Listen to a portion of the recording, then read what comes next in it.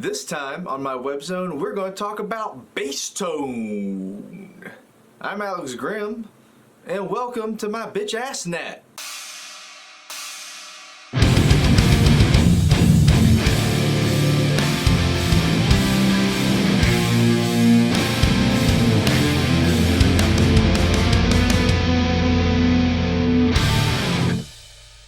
You've quad-tracked your guitars, you've got your drum sounding killer.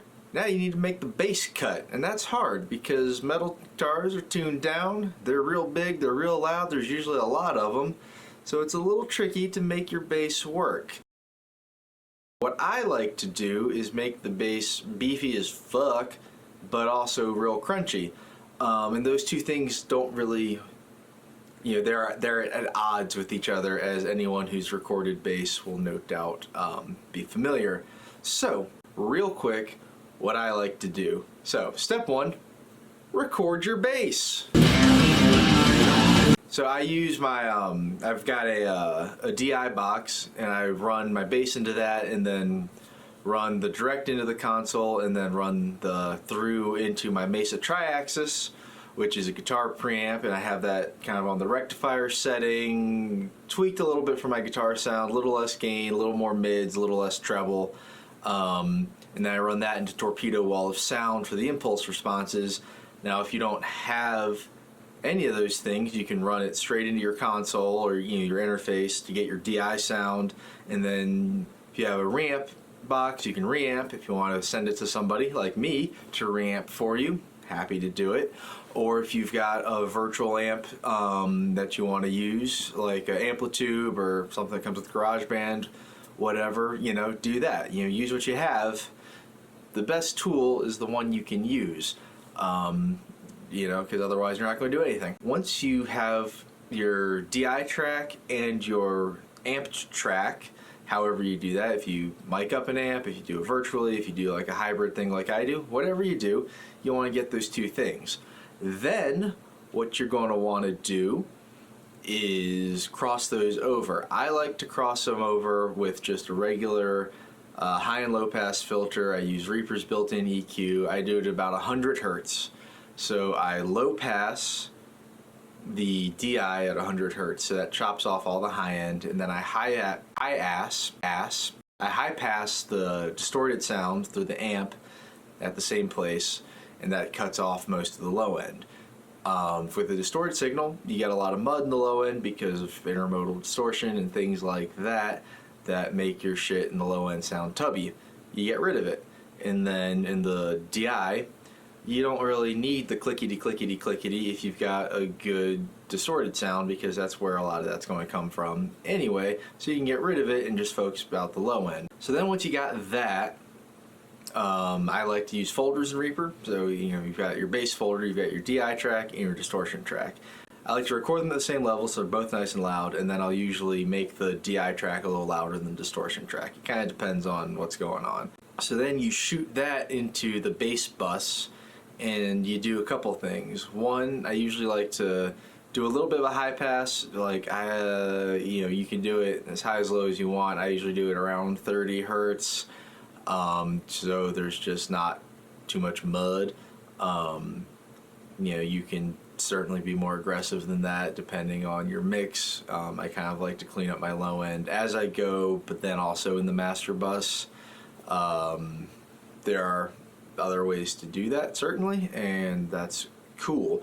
But yeah, so I like to high pass the bass a little bit, and then I often will boost the mids a little bit depending on the sound I'm getting, just to kind of make it cut a little bit more.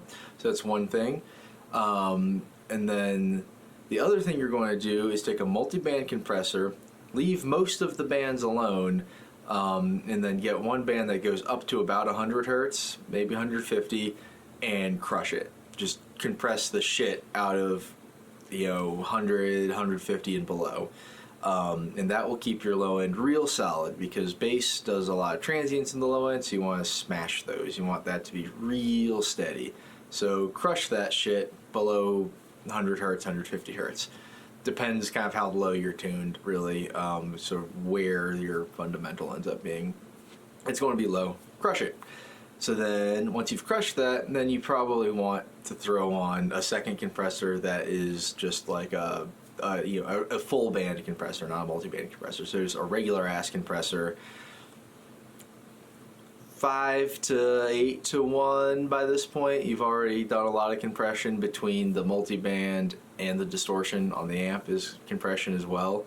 But until it sounds good. I like to use the Waves H comp. There's a couple like bass presets that sound good. Mess with the knobs and settings, but you're going to want a fairly high threshold so it's compressing almost all the time, and then at least 4 to 1 ratio up to infinity if you really need it to be flattened out. Kind of just depends on consistency of your bass player, other parts in your sound, but compress it. So you've got a couple layers of compression, and boom, that is your basic bass sound. The other thing you need to do is high pass your guitars. I usually do that around 100 hertz again because I want to get the low end of the guitars out of the way of the bass. It makes the guitars on them by themselves sound a little thinner. So if you're like doing things where there's just a guitar, you might want to take that EQ off and then put it back in when the whole band kicks in, or not. Things to think about, but kind of does thin out the guitars. You won't notice in the mix. It will just make your bass sound better without making the guitars sound worse. So yeah, so I'm going to play the song with just kind of like building the track kind of bit by bit, and then I'll play it again, just the full mix. It's just a one riff song for 30 seconds or whatever. It's not that interesting, but that should give you an idea of how I like to do bass.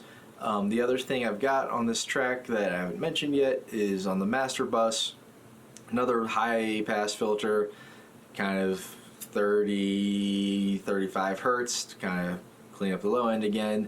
And then I've got the Waves Abbey Road mastering console, whatever, plug-in, and just a preset that I like. It's called like More Depth and Width. It sounds nice. And that's basically bass in a nutshell.